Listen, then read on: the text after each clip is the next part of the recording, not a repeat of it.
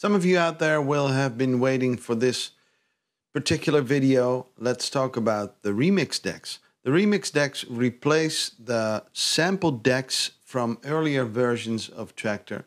Like I showed a couple times, you can turn any deck into a remix deck simply by going to this field and pick remix deck from the menu. Without a doubt, the remix decks play best if you get the hardware with it, the Control F1. And to be honest, I think it's almost safe to say it's a must-have for any Traktor user. Which of the decks you control with the F1 is set using the Shift button.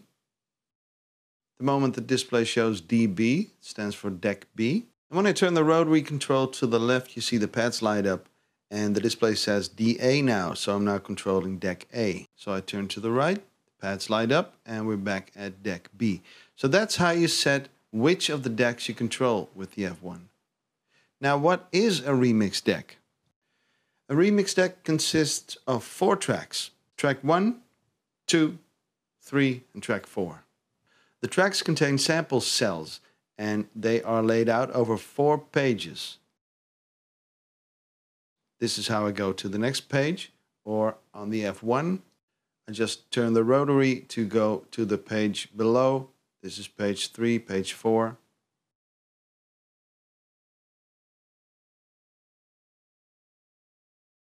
Okay, so this is a sample cell, this is a sample cell, another one, and they can contain samples or loops. And every track can individually play its own samples and loops. As with the other decks, here are the usual transport controls: play, cue and play, and the loop controls, and a couple other things that are specific to the remix decks.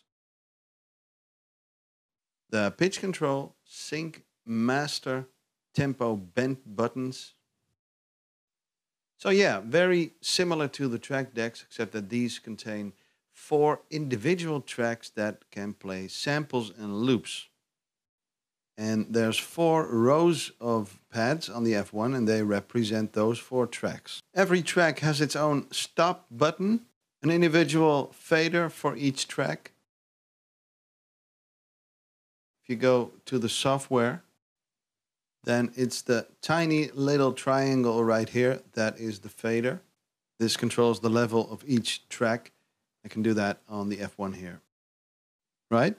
Track 2, track 4, etc. Filter control for each track. Pulling this down closes the filter.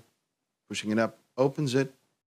And on the hardware, that is controlled by these 4 buttons. Now, I'm assuming these are the same filters as on the mixer. They sound really nice. Now let's go to the next tutorial and find out how we can get some samples into the remix decks.